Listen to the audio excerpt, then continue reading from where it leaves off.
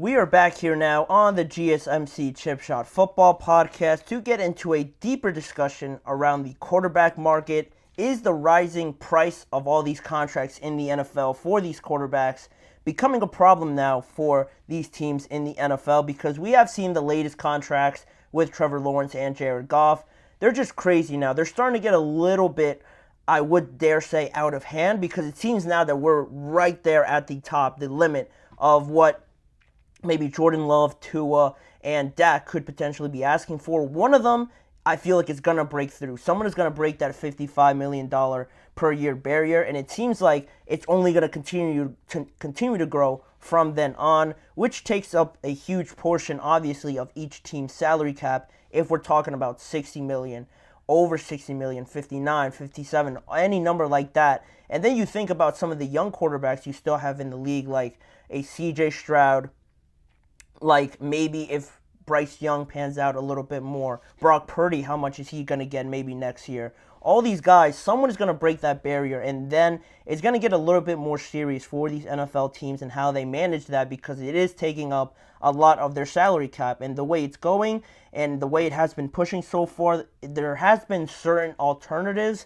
that have begun to be discussed around the NFL with some of these owners talking about this, maybe just because it is getting a little bit out of hand. And NFL insider Tom Pelissero recently spoke about this issue on the Rich Eisen show, and he brought up, what the landscape is looking like with some of the conversation that is going on over these quarterback contracts so far in the NFL. And some of the things he said was that there has certainly been discussion within the league among certain owners about even the idea of a quarterback cap, that at some point you don't want the quarterback numbers to go over a certain percentage of your salary cap. To my knowledge, that hasn't really gained any traction, in part because so many teams have paid their quarterbacks already. And that is true. That's a great point that he does bring up there, Tom Pelissero. It would seem a little bit unfair for everyone to hand out these quarterback contracts right now, and then we're talking about a salary cap for just quarterbacks. It's an interesting idea for a solution, I guess, to this potential problem that could become a bit more serious later on, just because it is getting to a point where if we're talking about $60 million per year, then you get to a point where the quarterbacks, depending on who it is, I've been on here talking about some quarterbacks not earning those $55 million or potentially earning $50 million per year. And if somebody jumps up to 60 and we get up to that point and say, people will always discuss if they deserve it or not, but if they don't deserve it, then they're almost making double of what the highest paid skill player is making currently at this moment, which is Justin Jefferson at $35 million per year. So it doesn't have to be fair, but it just has to be somewhat, at least appearing fair, at least appearing translucent a little bit, to show that the quarterbacks aren't this much better than all the other skill players. That's not really the point of these contracts, I think, but it is pushing that narrative a little bit that the quarterback is so important, that teams value this quarterback position overly important. I think it is pushing that limit now, that it seems like the quarterbacks and that NFL teams right now are so afraid of falling into this hole of not having a quarterback. And of course it is a troubling situation. You just look at some teams. The Houston Texans had no real hope at all at some point before they got CJ Stroud, and how bad things looked with Davis Mills. Once Aaron Rodgers goes down, how that situation really looked a lot worse than it should have, with just changing the quarterback out, with how talented the roster was. Just seeing Aaron Rodgers go down, you bring in Zach Wilson, Tim Boyle, and that offense completely just isn't the same at all. No sort of remark or any sort of idea that it was the New York Jets. You would have thought it was a completely different team the way they were playing, but that's how much the quarterback position is valued. But to go over and say that some of these quarterbacks are worth this much or just pushing over this much, I think teams now are almost overpaying to just have a decent quarterback. And when I say decent, I just mean not considered or pushing some of these top 7, top 5 quarterbacks that you feel like are givens in the NFL, like the Patricks, the Lamars, the Herberts, the Burrows, those names. If you're not pushing those names and you're not up there on on that list of quarterbacks, then teams are still going to pay you a lot of money just so they don't fall into this hole of trying to work their way up, trying to find a quarterback, going through the circuit of trying to draft a quarterback, maybe sign one in free agency. It takes a while, and teams, quite frankly, just don't know when or if ever they're going to jump out of that situation, so they'll overpay a few extra millions of dollars to not just be in that position, and they're almost just settling for being average at that position just so they're not really bad at it. And I don't think that's the way to go about it at all. If you look at some of these stats around the quarterback contracts, the top 11 contracts in the NFL based on total money are all quarterbacks according to SpotRack. Then you look at the top 16 NFL contracts in terms of average annual salary, and the top 16 again are all quarterbacks. And one more, if you look at the top contracts in terms of practical guaranteed money, again, all quarterbacks, those top 12 in practical guaranteed money. No position player, like I mentioned, makes over $35 million per year, which is now only just set at Justin Jefferson. And it is interesting because if you take away the quarterback position or the responsibilities that the quarterback has to do in just his position in a game, it is interesting because I feel like most teams, most other players would value a Nick Bosa, a Justin Jefferson, a CeeDee Lamb, a Trent Williams, Christian Darrisaw, a Christian McCaffrey. These type of players, I think most other players around the NFL, most fans, most organization members would take any of these players probably before some quarterbacks that are making $40 million right now, or maybe even pushing $50 million.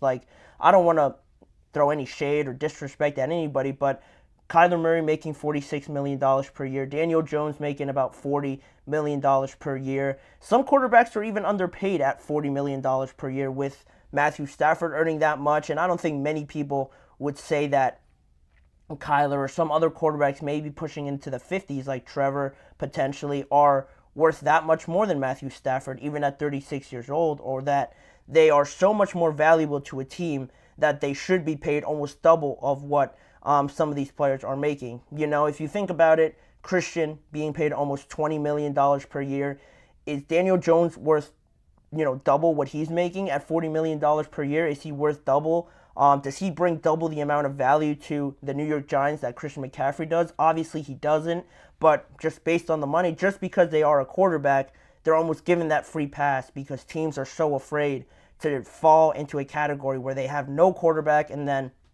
the year's almost basically just thrown out the window. There's no hope, and that is fair. I do acknowledge that point of how important it is, but at the same time, I think the discrepancy is my biggest issue with it, and some quarterbacks with such a inflated market right now are benefiting over it a little bit more, and some teams are suffering more because of that problem now, that they want to have a good quarterback, but they don't want to overpay. And if they do overpay, how do they build out the rest of their roster? How good is a quarterback if you don't have any weapons or you can't pay enough to get yourself a decent number one receiver, a good number two, because that is the way the NFL is going right now. You need a good offense. You need more than just one very good wide receiver. You also need a great O-line, and they definitely deserve to get paid a lot, pushing the 25s, maybe a little bit more than that per year. So you need all of this, and if you're allocating so much money to just the salary cap for one guy, one quarterback that might not even be considered top 7, top 8, that's where most of these teams, fluctuate. That's where you get a lot of issues, and then teams just make a lot of mistakes that way. And having your own salary cap just specifically for quarterbacks, it is an interesting idea. It is just something to at least try and solve this problem. I don't think it's a problem right now, but once this starts pushing over 60 or close to 60, I think that's when the NFL can start having more serious conversations about how to address this, because as long as the salary cap goes up overall for the entire NFL, all these numbers are most likely going to be pushed up as well. So maybe nothing really needs to be done, but it is a big shocker when you see quarterbacks making maybe 60 over that per year and nobody else is making close to 40. And some other things that pop up, you get some skill players trying to up their value a little bit more, trying to negotiate for more money because potentially they see some quarterbacks, again, maybe not contributing as much as they feel they're contributing, and they're making almost double what they're making. So if that is the case, some of these skill-based position players are looking at that scenario and thinking, there's no way this quarterback can be making this much. Why can't I just push for a couple extra bucks? And then a couple turns into a few, and then a few turns into $10 million, $8 million more. Then these teams would definitely want to pay, just because some skill players don't feel that discrepancy should be as much. And I know most players, most wide receivers will just compare themselves to wide receivers, but I feel like that's only temporary. I feel like that's only to an extent until these quarterbacks really start pushing into those high numbers. Then it's going to be a problem for everybody else looking at these quarterbacks making so much more than them, and that just doesn't seem fair to some of these players. But if these quarterbacks deals, like I mentioned, start pushing up a little bit more, it should become a problem that the NFL should have some conversation around. And what do you do from there? I can't give a solution, just because there is a lot of metrics and a lot of little things that go into this over salary cap, and then how do you distinguish between the quarterback salary cap and what goes into that, and everything that just goes into the financial part of this all. It's hard to come up with a solution right now, but it is, I feel like, starting to gain a little bit more traction. And now you just look at when Dak got his contract extension. For the last point to make about this, when he got his contract extension about 4 years ago, that was looked at as a massive, massive contract that almost pushed him towards the top, and he was making $40 million per year. And now you see, just in the span of 3 years, maybe a little bit more, but now pushing on to 4, that it has jumped up almost $20 million per year. And now you can only imagine what the next 3 to 4 years could look like if that is to be the trend in the NFL. It's just something interesting that I thought, somebody actually talking about it in Tom Pelissero and bringing up the idea of having the own salary cap for the quarterbacks. It doesn't seem too legit right now, but I think it's something that definitely needs to be brought up a little bit more. So I thought I'd come on here and discuss, and just my thoughts around how this quarterback market is just getting a little bit too out of control for my liking. But I'm not in the position to make these sort of choices. Those are left for some of these members in the NFL. So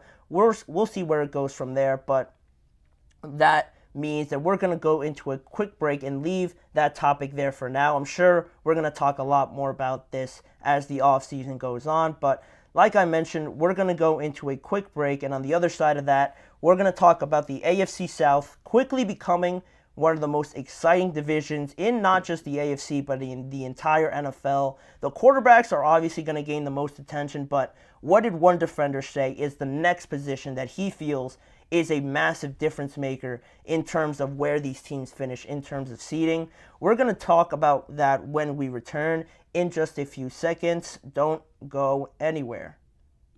Looking for your